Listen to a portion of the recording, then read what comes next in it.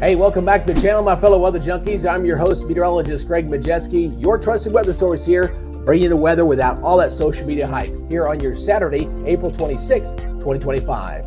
Now, before we get going for this update, first I want to say thank you to any new subscribers out there. And if you haven't decided to subscribe just yet, what you waiting for, my friend? Hit that subscribe button in the lower right-hand corner. Hit the notification bell so you're alerted on future content. And as always, if you appreciate this report, please leave me a comment down below. Give me a thumbs up.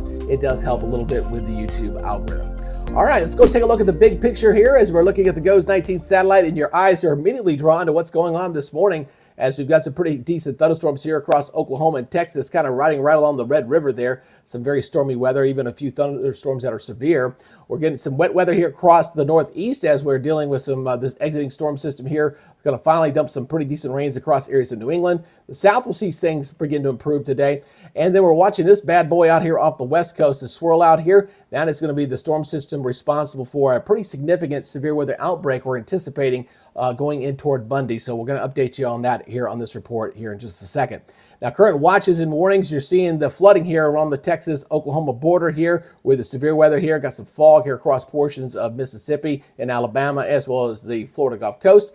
Winter weather advisories from that upper level low coming in higher in California will dump some snows, and then we'll watch that system begin to progress inland as we go through this upcoming weekend. So as we look at the current surface map, again, you're seeing that heavy rains here across the middle of the country. Also some pretty decent rains here from Maine, stretching all the way down into Pennsylvania and areas up to New Jersey. And the wet weather out here on the west coast, you're seeing that, even getting some rains down into Southern California. Some pretty decent rains coming into LA here expected for today, as well as that low begins to track inland. Let's go ahead and talk about some of this active severe weather. We got a few severe thunderstorm warnings there across late, and even a tornado warning out here for this morning. Again, this is not anticipated to last very long. This is kind of at a marginal risk for severe weather right now, but you're kind of seeing that active weather here across from Vernon over toward Lawton. We've had hail reports up to 1 to 2 inches in size, and they still had hail up yesterday that was up to softball size hail across some of those storms that were extreme western Texas yesterday. Looking at some of those storm reports from yesterday, we even had 7 tornadoes out there, 7 tornado warnings out here across right there on the New Mexico and Texas border. I do believe that that's the last time we'll see that kind of uptick. We've been seeing an uptick almost daily for the last 3 days. I think it settles down here for today, because our real main attention is going to begin to shift out there toward the west as that big storm system comes on in and moves into the middle of the country. All right, so let's look at your Storm Prediction Center Day 1 outlook here, as we're going to look at the breakdown here for this Saturday. Obviously, we got some marginal risk here along the east coast to watch, and then, of course, here in the middle of the country, seeing a little bit there, and then you got a general thunderstorm threat out here in the west, of course, see up here across New England as well. Now, as far as the breakdown for today is concerned, we'll break that down.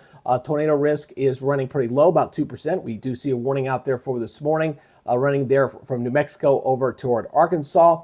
And looking at the wind threat, running about 5% in those general zones where you kind of saw, again, where that marginal risk for severe weather is running for today. And the hail threat, it's also going to stay there as well, except for areas on the East Coast. Don't have to worry about hail there, but over here from New Mexico, Colorado, and into areas of into Oklahoma and Arkansas, in this zone right here, could see some hail. Now, what about your Day 2 outlook? This is kind of interesting here when you look at your Day 2 outlook here. Let me go back over to category here. Very interesting. I got to say, I'll be honest with you, I don't think I've ever seen a marginal risk for severe weather go from the Canadian border all the way down to the Mexican border. I can honestly say I don't recall ever seeing that. We are going to see a little pocket there of light risk for severe weather across Nebraska and portions of South Dakota going into your Day 2, going into Sunday. We'll go ahead and zoom in a little bit closer here. We'll break this down as well for tomorrow. Tornado risk will be running about 2% in that area, running from Nebraska back into Kansas once again. So we're watching this zone here late in the day on your Sunday, kind of more of a Sunday evening type thing, looks like it appears. And then the wind threat will be running again in that yellow zone there, where that slight risk was kind of highlighted. You see the extensiveness of this system all the way from one border to the other border. Very, very big. And then the hail threat kind of lining up in that same general area. Then our attention turns to Day 3. Day 3 is the big one. That's when things get very interesting, and we're going to be doing extensive live coverage here on the channel for this, as we're looking at a significant outbreak here. So we're talking about areas about Rochester, Mason City, Waterloo, Cedar Rapids into this area. So this is where we're looking at you're looking at your moderate risk for severe weather in here. We're talking tornadoes. We're talking potential long track tornadoes, EF2 or above. in this zone, as we're expecting that. We'll have the categorical breakdown here for tomorrow. That's always issued on the day 1 and day 2 outlook from the Storm Prediction Center. So tomorrow we'll be able to break this down by the categories. But this is going to be the hot zone stretching up here all the way from the Canadian border all the way back down toward Texas, as this pretty strong storm system moves on in. It's a little bit different than what we've seen recently because we have stronger dynamics that are in play. Now, as far as going into day 4, here's what we're going to see going in toward Tuesday and Wednesday. Obviously, you see extending there all the way from New York State all the way back here toward Texas. So a very extensive line. I'm not expecting the tornado risk to be running nearly as high on Tuesday, Wednesday as compared to what we're going to see on your late Monday and into Tuesday morning. So with that said, let's go ahead and break this down by the model data. Let's look at the latest on this. We're going to look first at the short range model data here, kind of show you what's going to be going on through the weekend. So through the weekend, we're going to see things begin to improve here across the Northeast. We'll see the rain moving out here for today. That begins to move on out.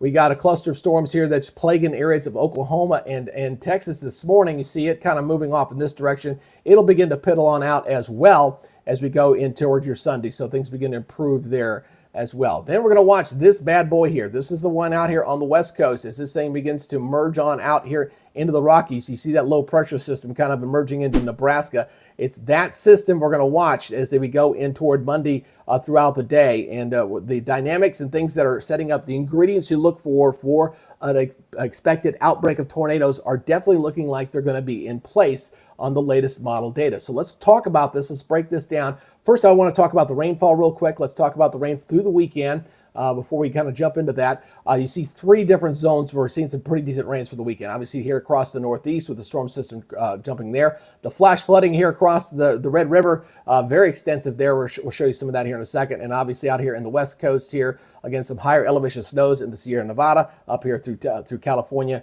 stretching down through Southern California as well. So let's go ahead and talk about the heavy rain threat here across portions of Oklahoma. Boy, they're getting blasted here for early on your Saturday.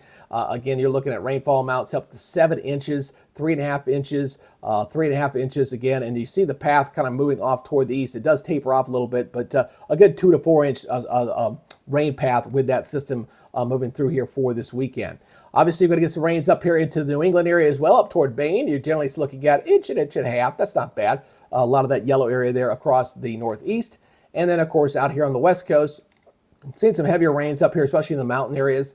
1.5 inches of rain, 1.5 inches of rain. A little late to be getting rain into this part of California as we're getting, kind of late in the season. But seeing the rains even getting down toward Southern California up to about a 1/4 inch possibility out there as well.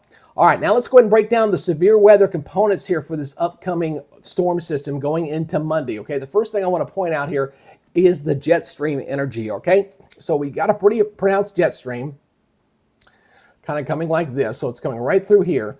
So you see that wind energy up to 109 knots, and that is going to be moving into areas of Iowa as we go throughout the day on Monday. This is Monday morning. You see it kind of moving up toward the north there. So it really kind of moves on into areas of Nebraska and Iowa as we go in toward the evening hours. So we've got the jet stream energy. We're also going to have a bit of wind shear. So the winds aloft are going to be coming in like this.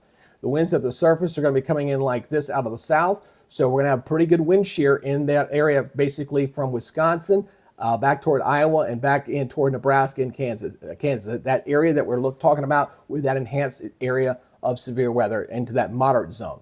All right, so we got the jet stream energy, we know that. The next thing we look at is fuel, okay? So we're talking about surface cape, and that's running pretty decent as well. Again, you're looking here across Iowa, 2,700 joules. These are a measure of energy. Anything you see that high, you've got plenty of fuel to support supercell thunderstorm development. So we're going to see that quite extensively here across portions of Minnesota, Iowa, Nebraska, Kansas, and Missouri. So we got plenty of fuel. We got jet energy, check the box. We got our fuel source, check the box. We've got a storm system. We got a lifting mechanism. We got a front, check the box. So we're checking all the boxes here for that extensive possibility for the severe weather and tornadoes to outbreak on this area.